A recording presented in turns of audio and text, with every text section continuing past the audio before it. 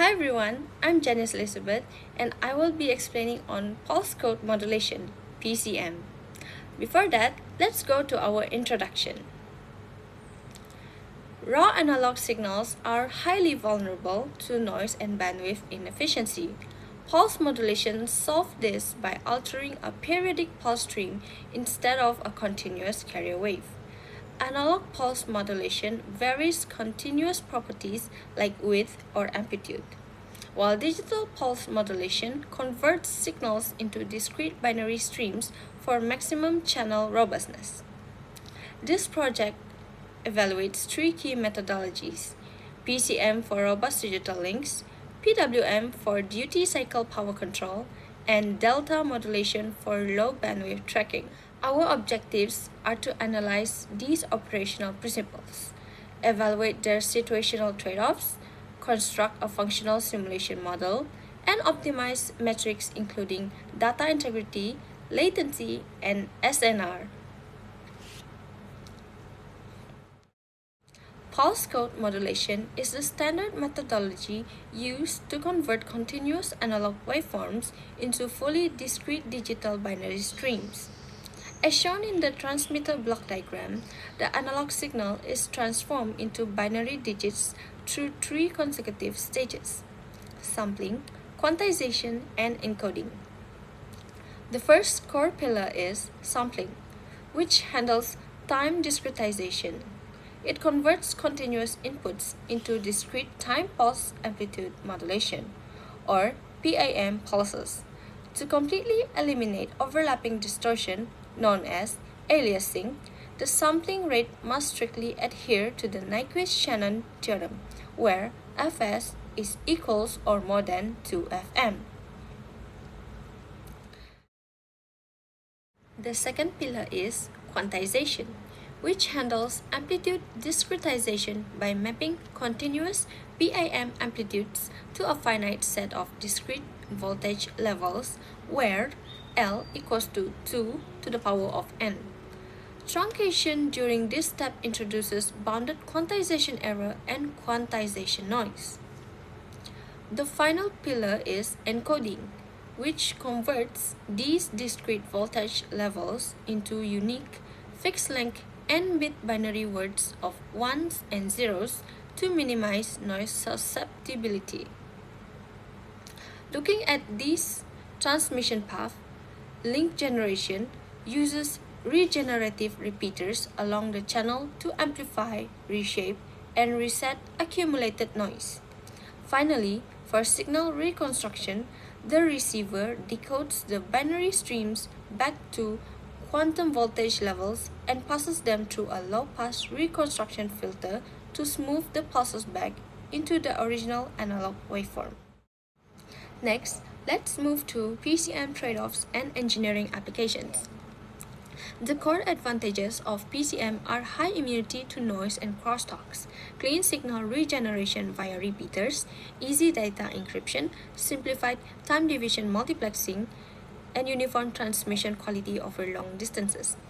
The core disadvantages are large transmission bandwidth requirements, inherent quantization noise, high system and circuit design complexity, increased digital processing power consumption, and the need for expensive hardware like high-speed ADCs or DACs.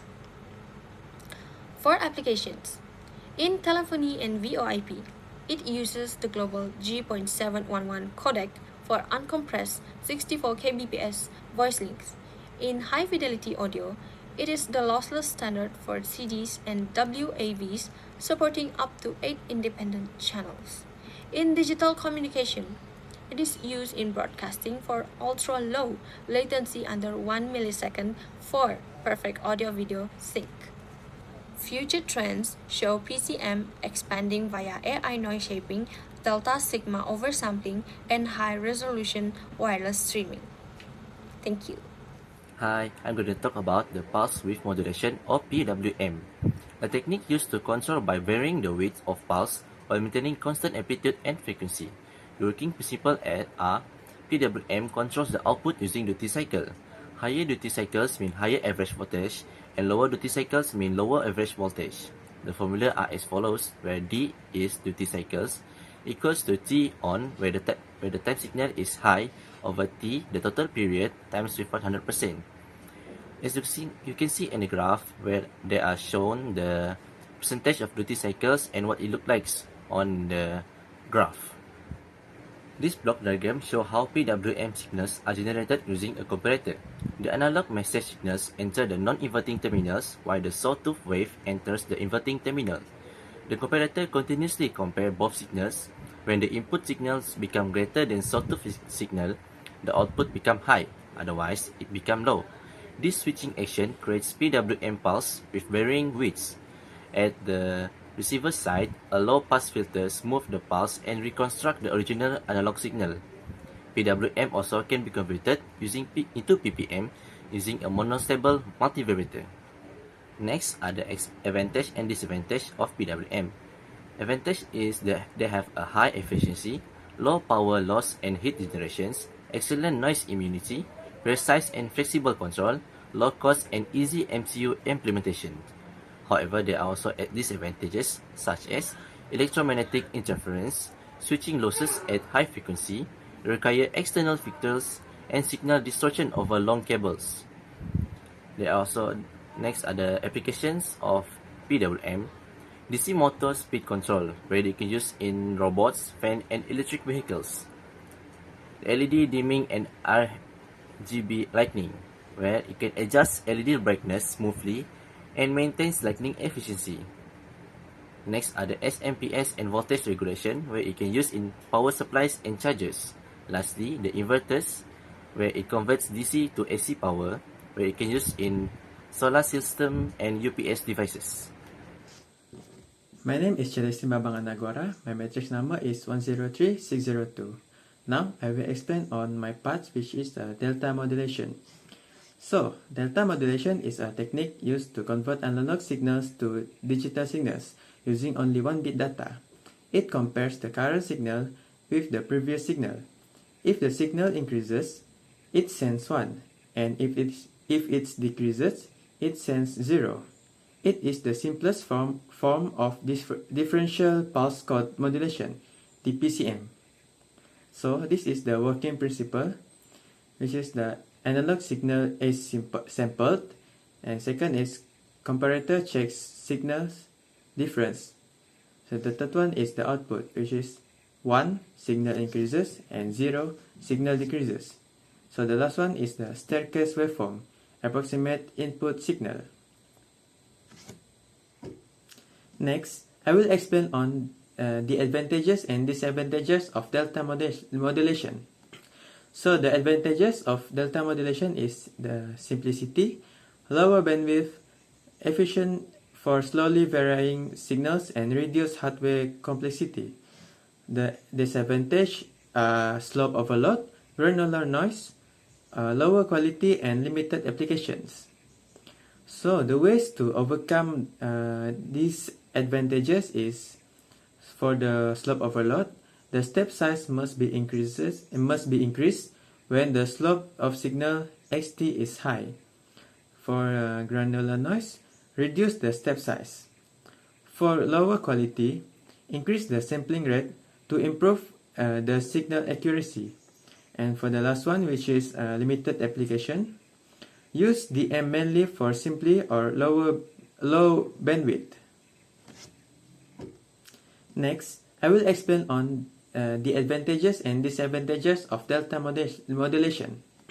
So the advantages of delta modulation is the simplicity, lower bandwidth, efficient for slowly varying signals, and reduced hardware complexity. The disadvantage are slope overload, granular noise, lower quality, and limited applications. So the ways to overcome these advantages is, for the slope overload, the step size must be increased when the slope of signal xt is high. For granular noise, reduce the step size. For lower quality, increase the sampling rate to improve the signal accuracy. And for the last one, which is limited application, use DM mainly for simply or low bandwidth. So, the next part is selected technique. We have selected pulse code modulation PCM technique for this assignment. The proposed system is a PCM-based digital communication model with additive white Gaussian noise AWGN channel simulation for evaluating signal transmission quality, data integrity, and communication performance. This model analysis is implemented using MATLAB and Simulink.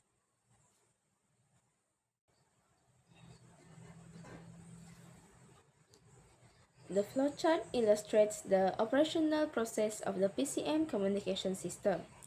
The system begins by generating an analog input signal, followed by sampling and quantization processes.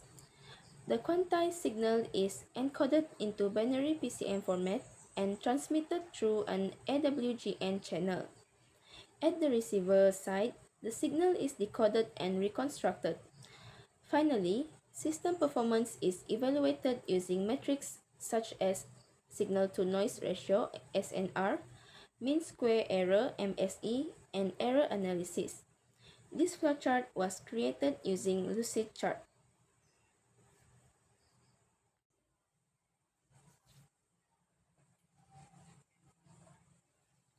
Now, for the simulation model, we have built the PCM communication system in Simulink. This model shows how we transform a continuous analog wave into a digital signal to survive a noisy transmission channel. It starts with this sine wave. First, we pass it through a zero-order hold and a quantizer. This samples the wave and rounds it into discrete steps. This is the heart of digitization. Next, the uniform encoder turns those steps into digital code. To make it realistic, I've added an AWGN channel. This adds random noise, simulating the interference you find in real-world copper wires or fiber optics. On the receiver side, we use a decoder to get our values back. Finally, because the signal is still a bit boxy or stair-shaped, we use a low-pass filter to smooth it out and reconstruct our original message. By comparing the input and output scopes, we can see exactly how bit depth and channel noise affect our signal quality.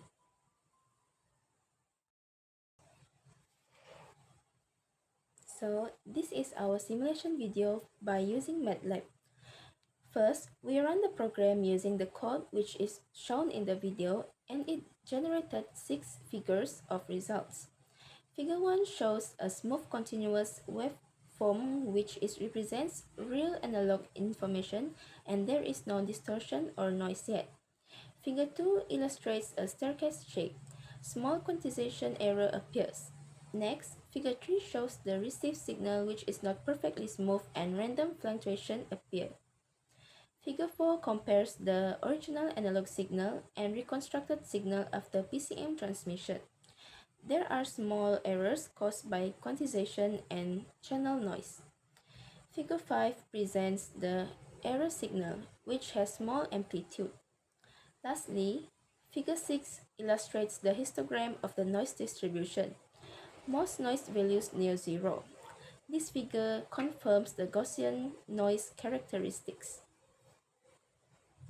Next is video simulation using Simulink. Same as the previous video, Scope 1 shows the original analog input signal, which is a smooth waveform. Next, Scope 2 shows the quantized PCM signal, which has a staircase shape. Scope 3 shows the noisy received signal after it goes through AWGN channel. Last but not least, Scope 4, it shows the reconstructed signal after go through a low-pass filter. Next is video simulation using Simulink. Same as the previous video, Scope 1 shows the original analog input signal, which is a smooth waveform. Next, Scope 2 shows the quantized PCM signal, which has a staircase shape. Scope 3 shows the noisy received signal after it goes through AWGN channel. Last but not least, Scope. As the results, both MATLAB and Simulink were used to analyze and demonstrate the PCM communication system. MATLAB was mainly used for signal processing, graphical analysis, and performance evaluation such as SNR, MSE, and error analysis.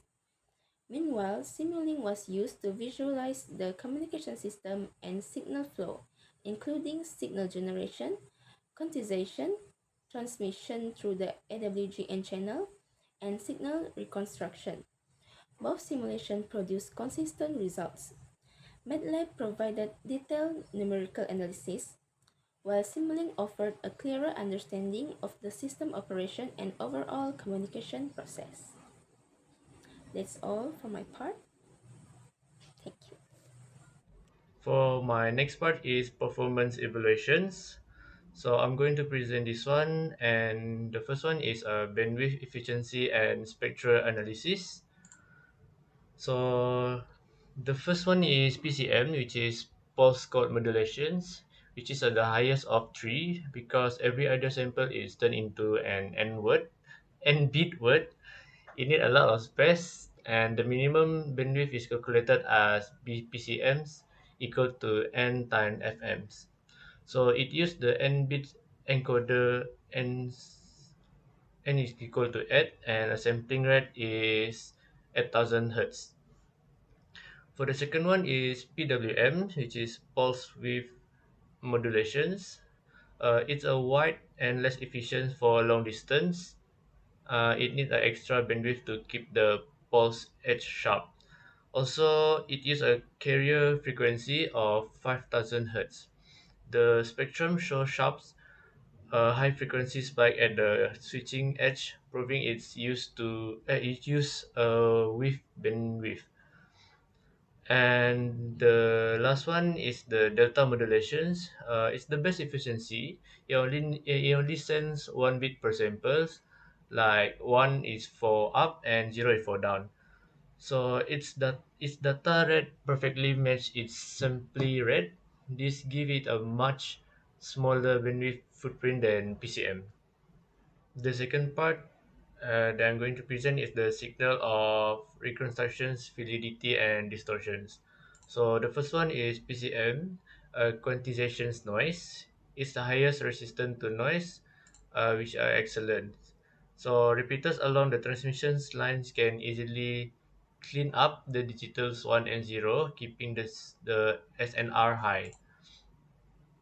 The only issue is the contentions noise between the original smooth wave and digital copy. Uh, hmm, okay. The second one is PWM, filters smoothing. The great resistant to amplitude noise because data is stored in the timing of the pulses, not their heights. Any volume spike from the channel's noise can just be clipped off at the receiver. And the raw signal flips fast between 0 volts and 5 volts. A low pass filter smooth this out to recreate the original wave. Any leftover ripples are just due to the filter not being 100% perfect.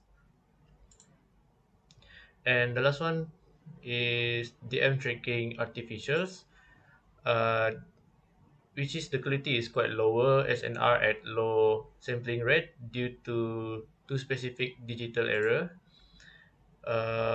which is slope overload that occur when the input signal change too fast. The fixed step size can keep up, causing the tracker to lag behind. And the other one is granular noise, which occur when the input signal is flat or slow. The step size is too large, causing the tracker to constantly bounce over and below the target line, creating the jagged ripples. For the last part, for performance evaluations, here is the comparisons between PCM, PWM, and DMs. So for the PM, the simulation sampling is at kilohertz, and PWM is 5 kilohertz. Meanwhile, the DMs is 32 kHz. For the observed output voltage level, PCM has a binary stream which is ones and zero. Meanwhile, PWM binary state is 0 to 5 volts, and DM is only 1 bit staircase tracking, which is 1 or 0. And the next one is dominant signal distortions. For PCMs have quantization noise. PWM has high frequency switching ripples, and DM has a slope overload and granular noise. And reconstructions method use PCM use digital decoder with low pass filter, PWM use simple RC low pass filter, and DM use integrator or low pass filter. So the relative circuit complexity for the PCM is quite high, meanwhile PWM low and DM is very low. So for the next part is optimizations. So PCM use non-linear step size. It's compressed the signal to provide smaller step size for quiet sounds and larger step for loud sounds. This drastically reduce noise for weak signals, and it automatically change the number of bits used. It drops the bit count during silence or low frequency moments to save bandwidth, and increase bit low only when the signal gets complex. For the second one is optimizing PWMs.